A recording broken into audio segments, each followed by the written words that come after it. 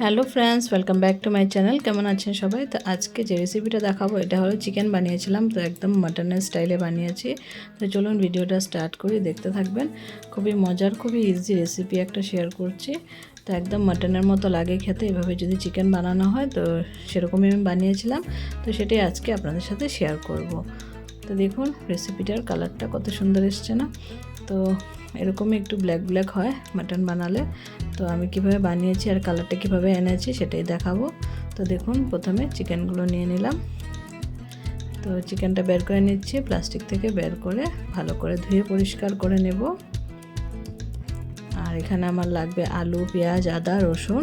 তো এগুলো তো জানেনই মাংসতে লাগে, আর বাঙালির মাংস মানে আলু লাগবেই। তো এই যে চিকেনটাকে ভালো করে ধুয়ে পরিষ্কার করে নিয়ে নিলাম। এখন আমি কড়াইতে দিয়ে দেবো সর্ষের তেল। তেলটা ভালো করে গরম করে নেব, একদম সুন্দর করে হিট করে নেব তেলটাকে। ভালো করে হিট হয়ে গেছে, তেলটা একদম গরম হয়ে গেছে। হয়ে যাওয়ার পর এখন দিয়ে দিলাম একটু নুন, যাতে লেগে না ধরে। আর এখন দিয়ে দেবো চিকেনগুলো। তো চিকেনটা আমি হালকা করে ফ্রাই করে নেব। আপনারা কাঁচাও ইউজ করতে পারেন, কোনো অসুবিধা নেই। আমি একটু হালকা ফ্রাই করে দিয়েছি। তো ফ্রাই করে দিলে চিকেনটা ভাঙে কম, আর পুরো যেভাবে দিই সেভাবেই থাকে। তার জন্য চিকেনটা আমি দিয়ে দিলাম এখন কড়াইতে। দেওয়ার পর উপর দিয়ে নুন আর হলুদ দিয়ে দিচ্ছি, দিয়ে হালকা করে একটু সময় ফ্রাই করে নামিয়ে রাখবো। 5 থেকে 7 মিনিটের মতো ফ্রাই করেছিলাম আমি, তারপর ফ্রাই করে তুলে রেখেছি।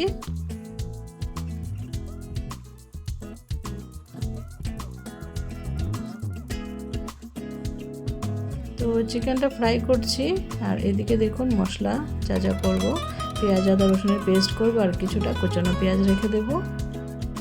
আপনারা এখানে টমেটো ব্যবহার করতে পারেন, আমি টমেটো দিইনি। তো দেখুন চিকেনটা জল ছেড়ে দিয়েছে, আর মোটামুটি অনেকটা ভাজাই হয়ে গেছে। তো এবার আমি নামিয়ে নেব। চিকেনগুলোকে নামিয়ে রেখে এবার কড়াইতে দিয়ে দিচ্ছি আলু। আলুটা অপশনাল, আপনারা যদি না চান না দিলেও হবে আলু। তো আলু সবগুলো দিয়ে দিচ্ছি। তো আলুটা একটু ঢেকে ফ্রাই করব, তো ভিতর থেকে বয়েলও হয়ে যাবে। তো আলুটাকে সুন্দর করে নাড়াচাড়া করে নিচ্ছি, করে এবার ঢেকে দেব।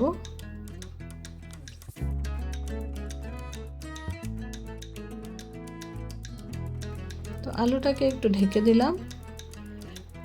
ঢাকাটা তুলে একটু নুন আর হলুদ দিয়ে দিচ্ছি, দিয়ে আর একটু নাড়াচাড়া করে নেব।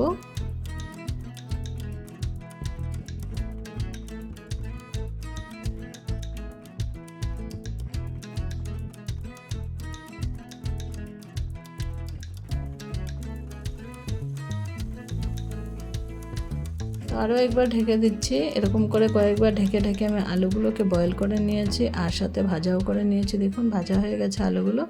এখন আলুগুলো নামিয়ে রেখে দেব, আর ওই তেলের মধ্যে তেজপাতা ফোড়ন দিব, আর পেঁয়াজ দিব, কুচনো পেঁয়াজ। আর এদিকে আদা আর রসুনটা আমি পেস্ট করে নেব। তো কড়াইতে তেজপাতা দিয়ে কুচি করে রাখা পেঁয়াজটা দিয়ে দিলাম। এবার একটু সময় পেঁয়াজটাকে ভাজা করে নেব। তারপর যে পেস্ট করে রাখবো মশলাটা, পেঁয়াজ, আদা, রসুনের পেস্টটা এটার মধ্যে দিয়ে দেবো। পেঁয়াজটা কিছু সময় ফ্রাই হয়ে যাবে, তারপর মশলাটা দিব। তো পেঁয়াজের মধ্যে সামান্য একটু নুন আর হলুদ দিয়ে দিলাম, দিয়ে সুন্দর করে নাড়াচাড়া করে নিচ্ছি। তো কড়াইতে যেগুলো মাংসর থেকে লেগেছিলো সেগুলো একদম পেঁয়াজের পেস্টটা দিলে উঠে আসবে।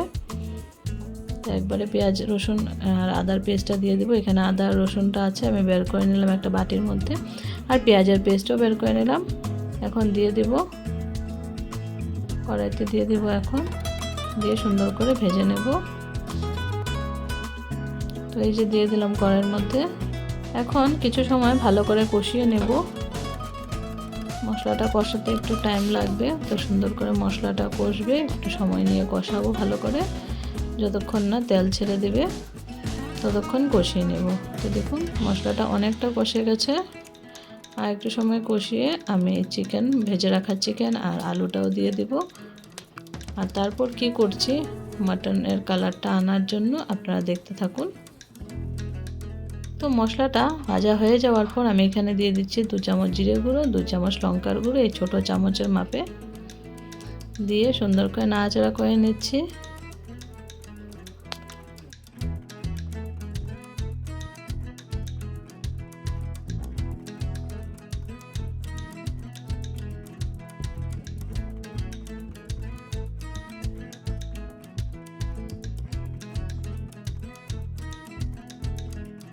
তো এখন সবগুলো মশলা ভালো করে কুক হয়ে গেছে। এখন ভেজে রাখা চিকেনটা দিয়ে দিচ্ছি। এবার চিকেনের সাথে মশলাটাকে ভালো করে মিশিয়ে নেব। তো দেখুন ভালো করে মিক্স করে নিচ্ছি। এটা মিক্স হয়ে গেলে তারপর আলু দিব, আলুটাকে ভালো করে মশলার সাথে মিশিয়ে নেব। তো যে দেখুন এখন আলুটাকে ভালো করে মিক্স করে নেব, আলুটা দিয়ে দিলাম। এবার মশলার সাথে ভালো করে কোট করে নিয়ে সাইড করে রেখে তারপর আমি একটা জল বসাবো। তো ওই জলটাই এই তরকারিতে ইউজ করব যাতে কালারটাও খুব সুন্দর আসে। তো দেখুন আমি এখন কড়াইটাকে সাইড করে রেখে দিয়ে একটা পাত্রে জল বসিয়ে দিলাম। এই বাসনের মধ্যে জল বসিয়ে দেওয়ার পর এখন জলটা ফুটে উঠলো, এখন দিয়ে দেবো চা পাতা। তো যেহেতু চা পাতার লেকার দিলে চিকেনের কালারটা একটু ব্ল্যাক ব্ল্যাক হবে আর মাটন টাইপ লাগবে দেখতে, আর খেতেও টেস্টটা ওরকমই মাটনের মতোই লাগে। তো দেখুন দিয়ে দিলাম একটু চা পাতা। চা পাতাটা ভালো করে ফুটে গেল, তারপর ছেঁকে নিলাম। ছেঁকে যে এখন চিকেনের মধ্যে দিয়ে দিচ্ছি। তো একটু সামান্য নাড়াচাড়া করে নিয়ে এবার চিকেনের মধ্যে চা পাতার জলটা অ্যাড করে দেব। চা পাতার জলটা দিলে খুব চট করে কালারটা চেঞ্জ হয়ে যায় আর খুব সুন্দর একটা কালার আসে, আপনারা দেখবেন, দেখলে বুঝতে পারবেন। তো এই যে এতটুকু জল আমি এখন দিয়েছি, তারপর আমি আরেকটু বয়েল হতে বসাবো, আরেকটু দিব গ্রেভিতে জল, গ্রেভিটা আরেকটু রাখবো। তো এটা আপনারা একদম মাখো মাখো রাখতে পারেন, আবার একটু ঝোল দিয়েও খেতে পারেন, বেশ ভালো লাগে খেতে। তো আমি খুব মাখো মাখো রাখিনি, আবার খুব একটা ঝোলও রাখিনি। তো আপনার কনসিস্টেন্সিটা দেখতে পারবেন ঝোলের। এই যে দেখুন দিয়ে দিয়েছি, এতটুকু রেখেছিলাম আমি। আর এই যে আমার চিকেন পুরোপুরি রেডি, দেখুন কালারটা একদমই অন্যরকম হয়েছে, একদম মাটনের মতো। আর এখন আমি দিয়ে দিচ্ছি লাস্টে চিকেন মশলা। আপনারা চাইলে এখানে গরম মশলা ইউজ করতে পারেন, আমি এখানে চিকেন মশলা দিলাম। দিয়ে ভালো করে নাড়াচাড়া করে নিয়ে মিক্স করে নিয়ে চিকেন মশলাটাকে তারপর আমি তরকারিটা নামিয়ে নেব। তো আজকের এই রেসিপিটা কেমন লাগলো, যদি ভালো লেগে থাকে তাহলে প্লিজ সবাই লাইক কমেন্ট শেয়ার করে দেবেন। আর যারা চ্যানেলে নতুন বন্ধু আছেন প্লিজ চ্যানেলটাকে সাবস্ক্রাইব করে বেল আইকনটা প্রেস করে রাখবেন, তাহলে আমি যখনই ভিডিওস আপলোড করব আপনাদের কাছে সবার প্রথম পৌঁছে যাবে। আর আপনারা যে নতুন আপডেট এসছে হাইপ, ওটাও একটু করে দিন। তো আজকের জন্য সবাইকে টাটা বাই বাই, আবার দেখা হবে নতুন ভিডিওতে। সবাই ভালো থাকবেন, সুস্থ থাকবেন, আর সবাইকে অনেক অনেক ধন্যবাদ আমার ভিডিওটা ফুল ওয়াচ করার জন্য। Thank you so much and bye by.